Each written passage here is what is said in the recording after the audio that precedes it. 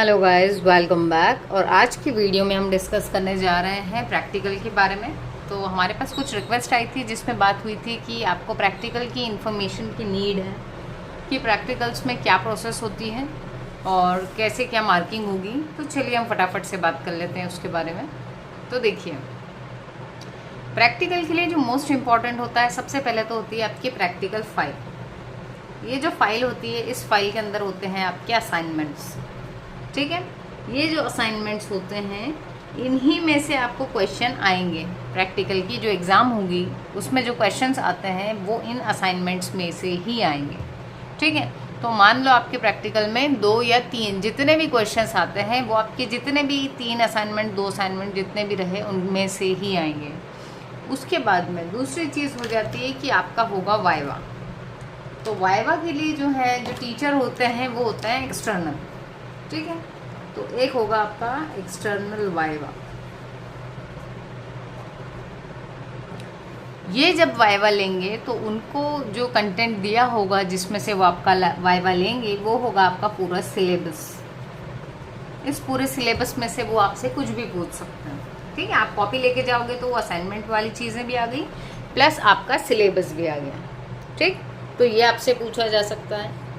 और तो एक हो गया आपका प्रैक्टिकल फाइल, दूसरा हो गया आपका वाइवा, और तीसरा हो गया आपकी कॉपी। जो आपको एग्ज़ाम में कॉपी दी जाएगी प्रैक्टिकल के लिए, उसमें जो भी क्वेश्चंस मिलेंगे इन असाइनमेंट्स में से वो जो आप लिखोगे।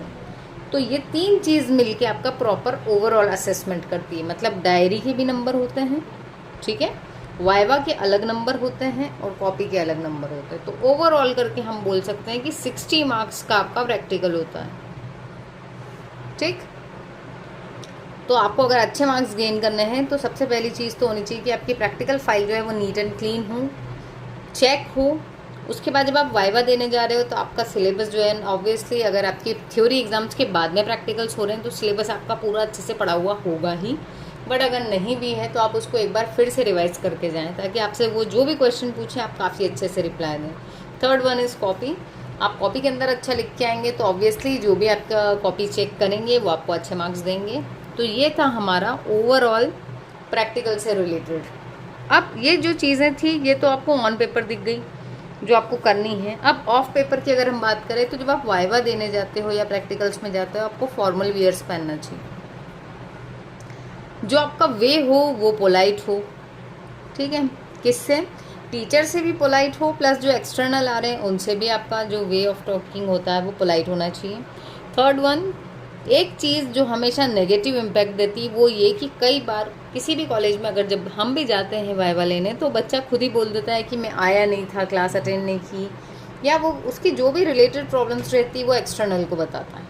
तो उस वक्त वो ये सोचता है कि मैं शायद सिंपैथी गेन कर रहा हूँ, बट वो जो है वो आपका एक नेगेटिव पॉइंट जाता है। ठीक है, तो आपको वो सब चीज़ें, एक्सक्यूज़ेस जो हैं वो नहीं देनी है, कोई एक्सक्यूज़ नहीं देना आप। ठीक है, तो ये जो रहेगा ये आपकी पर्सनालिटी को भी स्ट्रॉन्ग बनाएगा ताकि आप जब वाइवा देते हो तो आप सिर्फ उस पर्टिकुलर सब्जेक्ट से रिलेटेड दे रहे हो, लेकिन आपको दूसरों से बात कैसे करना है, ट्रीट कैसे करना है, ये भी उस समय एक्सपीरियंस मिलता है। ठीक है, तो मेरा ये मानना है, एंड ऑब्वियसली ये सही भी है, कि अगर आप मान लो किसी गवर्नमेंट जॉब की भी तैयारी कर रहे हो तो एक लेवल आएगा जब आप इंटरव्यू फेस करोगे, है ना, तब आप ये सारी चीज़ों को फॉलो करोगे। तो आप यही मान के चलो कि प्रैक्टिकल में जब आप ये वाइवा फेस कर रहे हो तो ये आपको वही एक्सपीरियंस मिल रहा है। ठीक है, सो आई होप ये वीडियो आपके लिए काफ़ी हेल्पफुल रहेगी और आपको चीज़ें समझ में आएगी।